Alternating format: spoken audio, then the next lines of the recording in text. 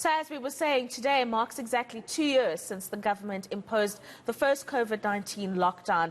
And it was a hard lockdown aimed at flattening the curve, while at the same time preparing the healthcare system to deal with the rapidly rising cases. Absolutely, but this move has had a devastating impact on the country's economy, and unemployment stands at nearly 35%. eNCA contributor Mpho Lakaje has got this report for us.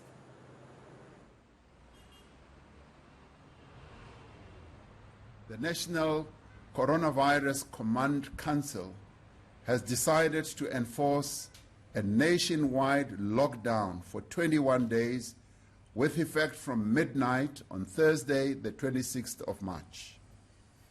This is a decisive measure to save lives of South Africa. It was on the 23rd of March 2020 when President Cyril Ramaphosa made this historic speech ahead of the first lockdown. Very little was known about the coronavirus at the time, other than the fact that it was ruthless when it came to senior citizens. Almost immediately, there were arguments on whether or not the state of disaster was necessary. We were in uncharted waters. And government, it was quite a cruel dilemma. In that government has to, yes, think of livelihoods, because people have to work, people have to earn an income to get food for their lives to continue. But at the same time, government also has the responsibility to make sure that people don't die from a disease. So that was a tricky situation to be in.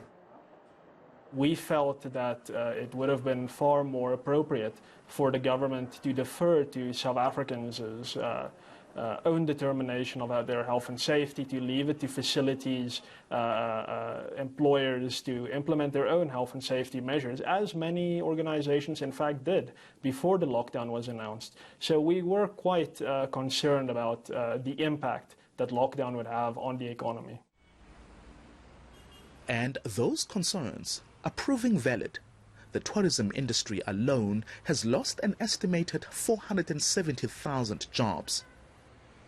I had to downgrade a lot of things, from where I used to stay to actually save that money and able to come back home and try to survive from being home. And also, it's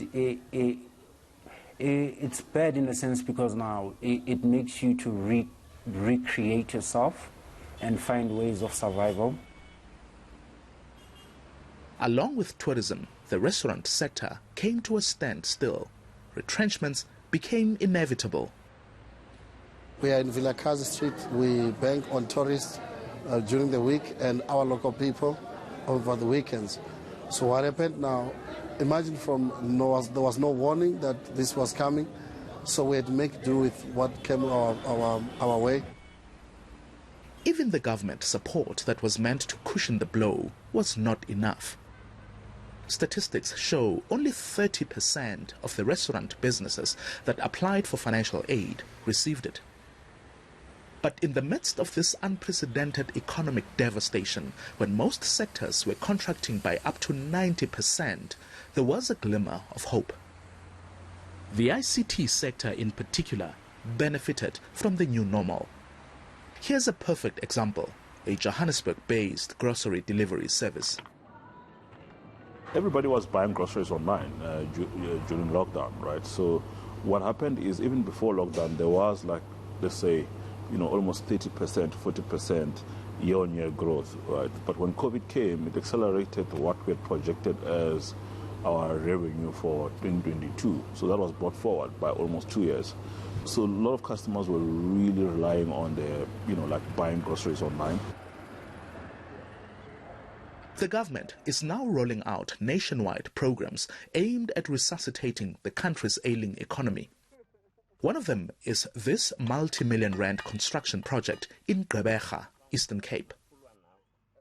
Projected job creation of about 64,000, no less than 18 billion from the onset.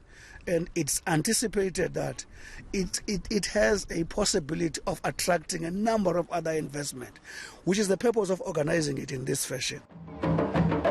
The tourism industry is also rebuilding. It recently launched the Live Again campaign aimed at repositioning South Africa in global markets.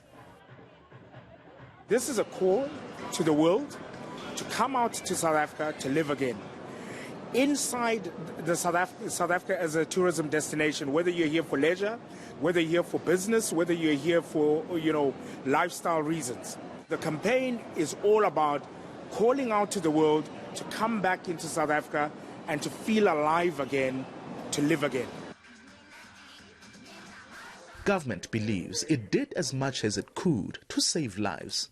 But whether or not this needed to be done through a lockdown will always be debatable, especially considering the damage to the economy. Mpho Lakaje, Johannesburg.